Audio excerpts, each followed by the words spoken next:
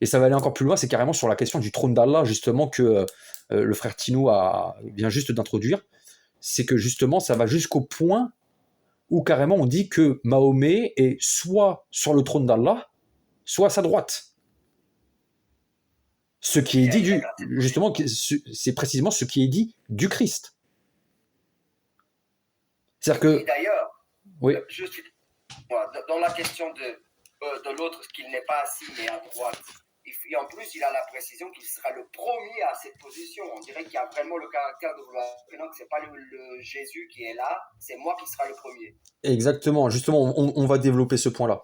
Alors, justement, comme il l'a dit le frère Tino, il y a une interprétation de la sourate 17, versets 78 à 79. Donc, on va citer cette sourate, où il est dit « Accomplis la salat au déclin du soleil jusqu'à l'obscurité de la nuit, et fais aussi la lecture à l'aube, car la lecture à l'aube a des témoins, et de la nuit consacre une partie avant l'aube pour des salates surérogatoires, afin que ton Seigneur te ressuscite en une position de gloire. » Donc ça, c'est verset 78-79.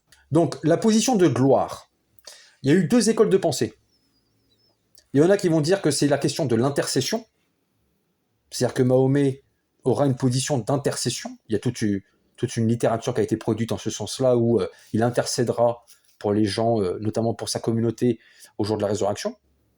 Et il y a une autre école, notamment en Hanbalite, qui a fait la promotion de ce qu'on appelle l'intronisation. Et ça provient de Mujahid. Mujahid, donc, qui était qui est mort entre 718 et 722, qui était un disciple de Compagnon. D'accord ? Et comment il l'a interprété ? Eh bien, il l'a interprété en disant « Dieu fera asseoir, donc Mahomet, avec lui sur le trône ». Donc ça, c'est rapporté par Tabari, dans son exégèse. Ok ? Alors, historiquement, autour de cette interprétation-là, les Hanbalites de Bagdad, au 9e, 10e siècle, réputés pour leur anthropomorphisme, firent la promotion de ce propos-là. Okay ? La réponse des autres écoles de pensée mahométane, elle fut cinglante.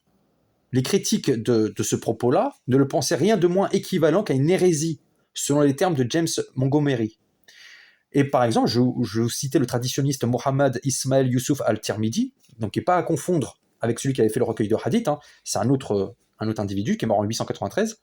Il dit « Quiconque transmet ce hadith attribué à Mujahid est un jamite, c'est-à-dire un mutazilite, et un dualiste, c'est-à-dire qui croit en deux dieux. » Alors, le dualisme, donc c'est une croyance, comme je viens de le dire, établissant l'existence ou la régence de deux dieux. En d'autres termes, nous dit Livnat Osman, je cite, « Les traditionalistes qui ont rejeté ce hadith ont affirmé qu'il promouvait une vision du monde dualiste, car la représentation de Mohammed dans celui-ci conduisait à la compréhension qu'il assumerait une position dirigeante à côté de Dieu, et même comme l'égal de Dieu. » Ok, on continue. Donc une divinisation de Mahomet. Ça implique dans la...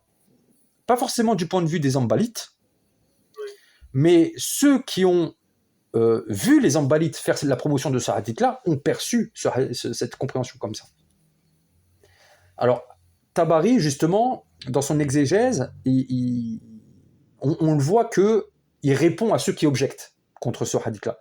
Il dit qu'en fait, on ne peut pas... Enfin, les arguments utilisés pour invalider l'interprétation de Mujahid ne sont pas valables.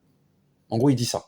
Il dit que techniquement, on ne peut pas refuser ce que dit Mujahid. Mais ça montre bien qu'il y a eu controverse.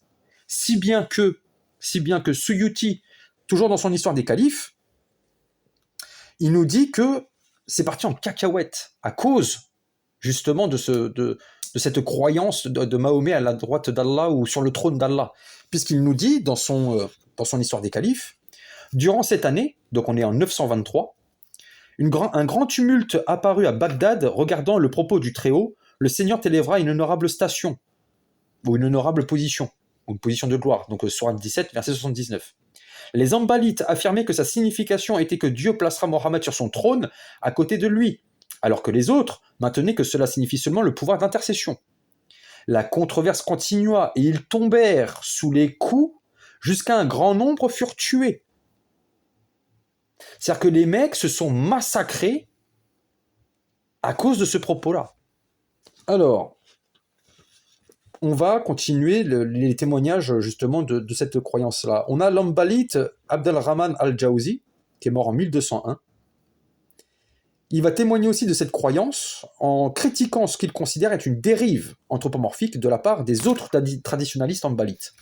Il nous dit « Certaines personnes des derniers jours ont interprété cette description selon la compréhension et la perception humaine. Ils ont dit, il est monté sur le trône avec son essence. Donc Allah est monté sur son trône avec son essence. Mais c'est un ajout qu'ils ont qui n'est pas signalé par les salafs. Au contraire, ils l'ont compris à travers leur perception humaine, car celui qui monte quelque chose le fait avec son essence. Ibn Hamid a dit, la monture est un contact physique et un attribut de son essence. Sa signification est s'asseoir.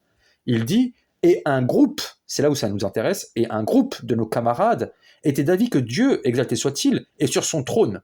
Il ne le remplit pas. Donc l'espace du trône, il ne le remplit pas et il le fera asseoir, et il fera asseoir son prophète avec lui sur le trône. Il a également dit, la descente doit changer d'un endroit à un autre. Donc là encore, on a la trace au XIIIe siècle. D'accord c'est-à-dire que là, on avait une controverse au Xe siècle. Là, on est au XIIIe siècle, donc c'est-à-dire que ça perdure.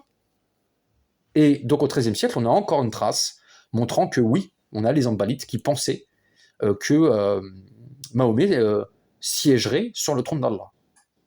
Très bien. Alors, le problème, c'est que les Ambalites, ils n'avaient que ce propos de Moudjahid. Donc qu'est-ce qu'ils ont fait ? Ils ont cherché partout. Où est-ce qu'il y aurait des récits similaires pour essayer de justifier cette croyance-là ? Ils sont trouvés. Hein. Vous vous doutez bien, hein, quand on veut trouver quelque chose dans les hadiths, on les trouve. Hein. Parce qu'il y a tout et n'importe quoi dans les hadiths. Donc, ils vont trouver leur espérance dans un hadith qui est rapporté au nom de Abdullah ibn Salam, qui est l'une des figures judaïsantes. D'accord, c'est un juif converti qui a participé justement à la messianisation des figures majeures de l'islam. Et qu'est-ce qu'il nous dit, ce hadith ? Il nous dit Abbas ibn Abd al-Aziz, je vous passe les noms, a dit que Abdullah a rapporté au jour de la résurrection, votre prophète sera amené, il sera fait asseoir devant Allah le Tout-Puissant sur son trône. Donc Abdullah ibn Salam. On retrouve la même chose au nom du célèbre Abu Huraira dans un hadith considéré comme sahih. Je cite, Abu Huraira a rapporté que le messager d'Allah a dit « Je suis le premier pour qui la terre sera divisée, puis je serai paré de vêtements avec les vêtements du paradis, alors je me tiendrai à la droite du trône, personne de la création ne se maintiendra à cet endroit autre que moi. » Alors, ce hadith-là que je viens de mentionner, que Tino avait mentionné, il est rapporté aussi, il est relayé et cru par Suyuti dans son œuvre Al-Kasaïs al-Sugra. Alors, ce dernier hadith, en fait, c'est une claire application du psaume 110. Quand il est dit « Mon Seigneur dit à mon Seigneur, assis-toi à ma droite jusqu'à ce que je fasse de tes ennemis un marchepied. » En fait, tous ces hadiths sont des applications du psaume 110 avec des formules différentes. D'accord ? Avec une rédaction différente. Mais, on va remarquer une chose à travers ces trois hadiths. Eh bien, les trois noms d'autorité revendiqués, Moudjahid, Abdullah ibn Salam et Abu Huraira, ont tous un lien avec le milieu judéo-chrétien. Tous. Ka'b al-Abar, qui est une grande figure juive dans la littérature islamique qui s'est convertie à l'islam, était un enseignant de Abu Huraira. Il est d'ailleurs bon de rappeler que certains propos de Ka'b al-Abar furent rapportés par Abu Huraira en affirmant que cela provenait de Mahomet. Ça a été soulevé dans la littérature islamique. Ils ont soulevé cette problématique. Que Abu Huraira rapportait en fait des enseignements de Ka'b, il disait que c'était Mahomet qui les disait. Côté chiite, on n'est pas mieux. Hein. Parce que là, je vous ai récité, je vous ai donné, c'est des sources sunnites. Côté chiite, c'est pas mieux. Je vous cite. C'est dans le Tafsir Furat al-Koufi, un des plus anciens commentaires coraniques chiites, qui a été composé au 9e, 10e siècle. Et ça dit « Nous nous sommes plaints à Dieu de notre amour pour Ali Ibn Abi Talib, il a donc créé pour nous un ange à son image. Donc Dieu a créé un ange à l'image d'Ali. Il l'a fait asseoir à droite de son trône, sur un haut siège d'or orné de perles et de bijoux. Le propriétaire du trône a dit à l'ange sous la forme d'Ali, « Tenez-vous par mon pouvoir ». Ainsi, cela s'est tenu selon le commandement de Dieu. Chaque fois que nous aspirions passionnément à une vision d'Ali sur la terre, nous regardions sa ressemblance dans le ciel. Donc en gros, il y a un ange qui a la tête d'Ali, assis à la droite de Dieu. Voilà. Ouais, d'accord. Donc bon, je me rappelle, il y avait des chiites qui se moquaient un petit peu de ces textes sunnites à propos de Mahomet à la droite d'Allah. Bon, ils ont la même chose à propos d'Ali, quoi. Ouais. Alors, ce texte de Mahomet à la droite d'Allah, il rentre en conflit avec un autre, qui est rapporté au nom de Amr bin al-As. Alors lui, très intéressant, parce que pareil, il est en lien avec le milieu judéo-chrétien, comme c'est bizarre. Et Al-As avait notamment accès à la Bible. On sait qu'il avait le livre de Daniel, et il lisait le syriaque. Donc on comprend les chaînons en fait qui s'opèrent quand on connaît un petit peu les profils de certaines personnes qui gravitaient autour de Mahomet. Et donc, il nous dit « Ceux qui sont justes et équitables seront auprès d'Allah le Très-Haut sur des trônes de lumière à la droite du Très Miséricordieux, ceux qui sont justes dans leurs décisions et dans leurs relations avec leur famille et ceux dont ils ont leur charge. » Mohammed, l'un des narrateurs, a dit dans son hadith « Et ses deux mains sont des mains droites. » Bon, ça c'est une autre problématique. Mais là, il nous dit que, en gros, les justes seront à la droite d'Allah. Ok ? Donc, est-ce que Mahomet est le seul à se tenir à la droite du trône, ou est-ce qu'il y a aussi les justes? Bon, là, il y a des hadiths conflictuels. Ok. Ou alors, est-ce que tous les justes seront à la droite et Mahomet aura une place prééminente dans cette sphère-là? On ne sait pas, on peut spéculer. On ne pourrait pas dire. Mais on voit clairement ici une captation de ce qu'enseigne la Sainte Écriture, à propos de Jésus et à propos de ceux qui ont cru en lui. Le Christ rend en effet participants à la nature divine ceux qui ont cru en lui. 1 Pierre, chapitre 1, versets 3 à 11. En leur donnant le pouvoir de devenir enfants de Dieu. Jean, chapitre 1, versets 12 à 13. Et se verront attribuer des trônes. Justement, Matthieu, chapitre 19, verset 28. 2 Timothée, versets 2 à 12. Apocalypse, chapitre 2, versets 26-27. Au chapitre 3, verset 21. Chapitre 4, verset 4. Chapitre 11, verset 16. Au verset 20, au chapitre 20, verset 4, au chapitre 22, verset 5, etc., etc. Alors, ça n'implique pas une égalité, d'accord? Ça, je vous renvoie à Apocalypse 5, 8 et versets 13 et 14. Donc, on a vraiment, en fait, d'un côté, avec la tradition des 12 califes, une captation du modèle intertribal qui va faire naître le Messie, et de l'autre, on a une tradition qui a capté ce qui est dit du Christ, à savoir qu'il est à la droite d'Allah, et ils l'ont attribué à Mahomet. C'est catastrophique. Et même le rapport, parce que là, avec le dernier hadith que j'ai mentionné, même le rapport qu'il y a avec la droite d'Allah et les justes, c'est en rapport... c'est en lien avec le rapport entre le Christ et ceux qui croient en lui. Donc, on a vraiment toute une messianisation qui est faite. Celui qui ne veut pas le reconnaître, il se ment à lui-même. Très clairement. Très, très clairement. Alors, ce qui est très intéressant sur la question du trône, du trône d'Allah, ou du trône à côté d'Allah, ou d'être à la droite d'Allah, c'est que c'est mentionné par les Juifs. Là, je vous donne un texte exclusif.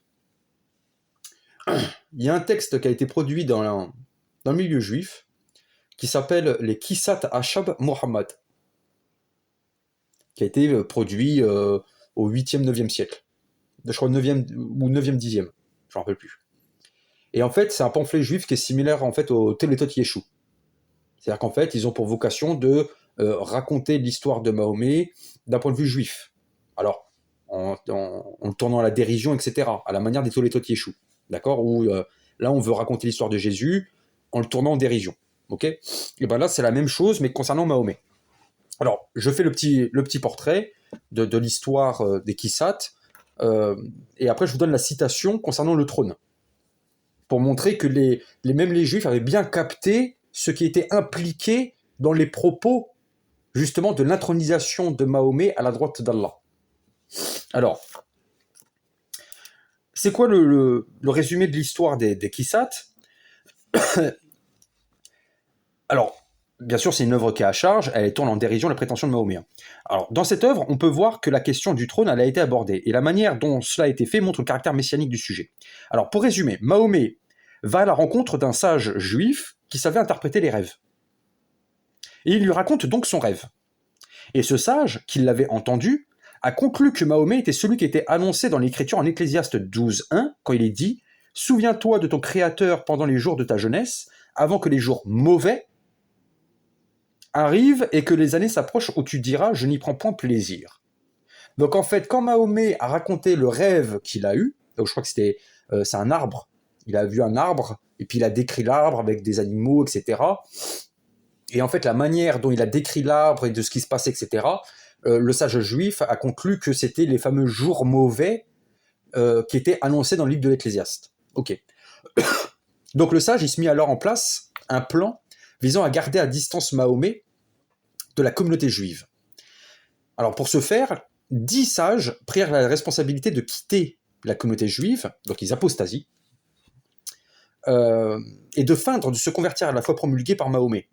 Les 10 sages fomentèrent un plan afin d'être dans les faveurs de Mahomet et être ses bras droits.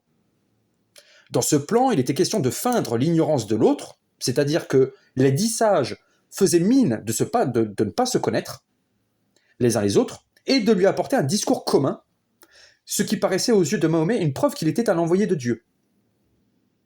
Dans la perspective des sages, donc, c'est vouloir le convaincre qu'il est un messager de Dieu, ce qui permettrait justement de l'orienter en faveur d'Israël. Parce que pour eux, Mahomet était néfaste pour Israël, donc ils voulaient l'influencer pour qu'il soit bénéfique pour Israël. Et l'un des sages, à un moment donné, partit le voir et lui indiqua, donc faussement, qu'il a eu un rêve. Et donc voici ce que dit le sage. Un jour, levant les yeux, il vit venir un sage à sa rencontre, qui se prosterna devant Mohammed, disant « Je t'en prie, mon Seigneur, j'ai eu une vision. Et voici qu'un ange de Dieu s'envolait du ciel. Son aspect était de chair, il te portait sur ses épaules. Et il s'éleva sur un trône, haut comme le trône de Dieu. Alors Dieu posa sa main sur ta tête, et j'entendis des voix disant « Le monde entier a été créé à cause de lui, car il est l'élu de Dieu. »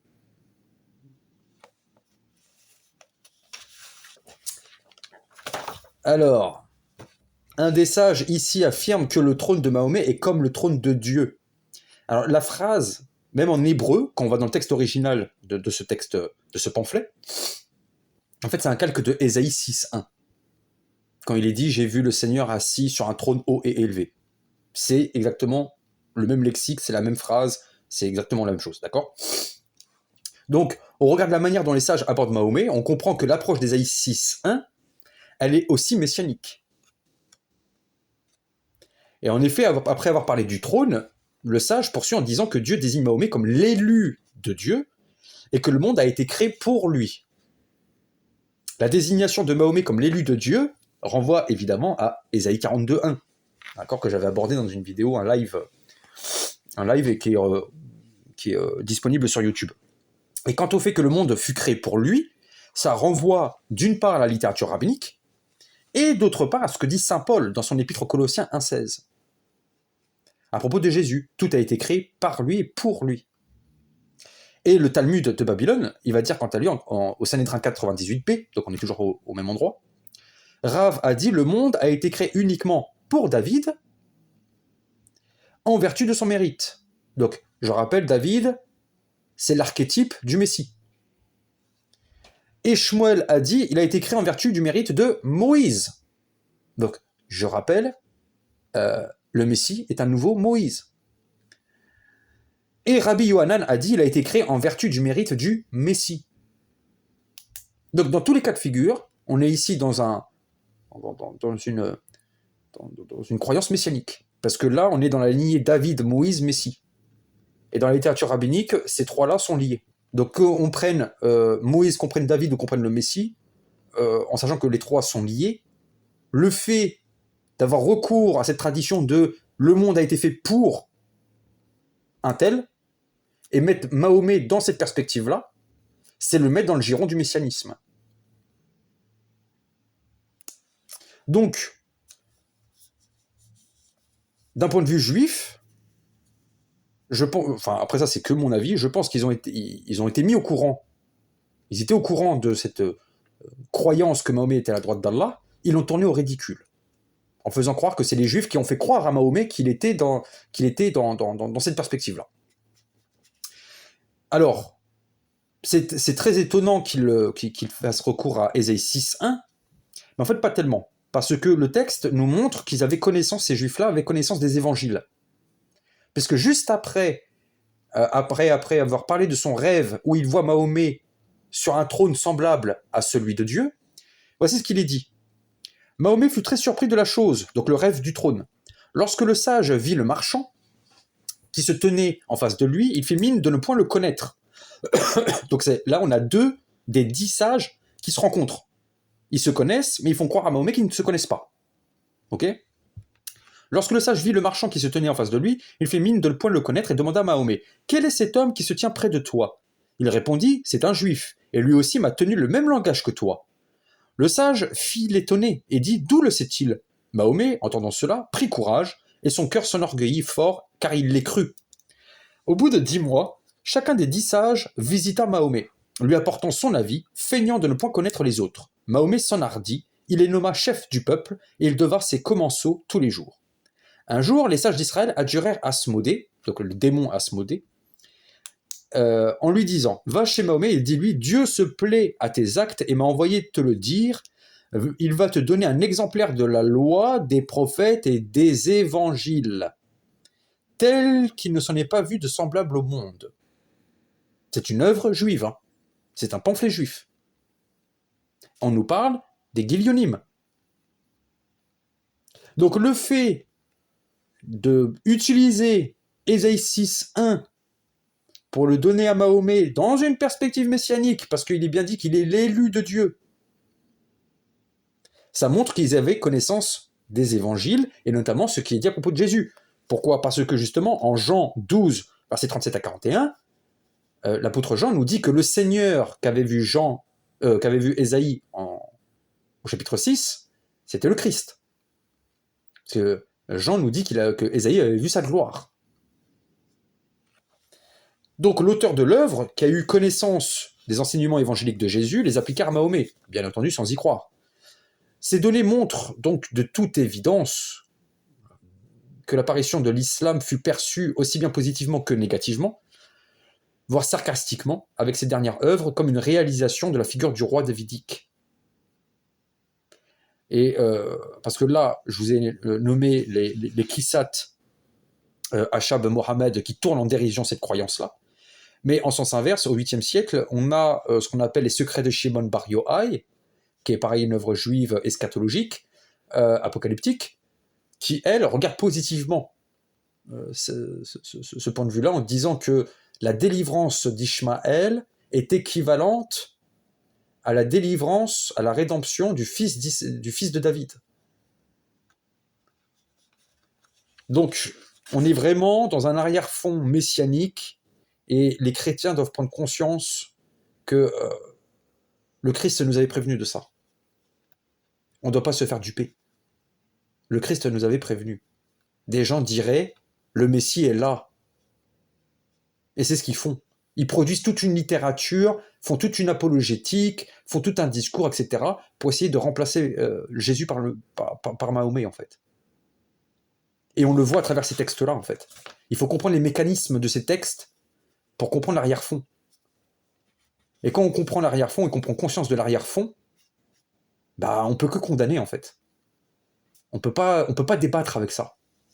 C'est pas possible. Donc voilà, c'était ma petite intervention de ce soir.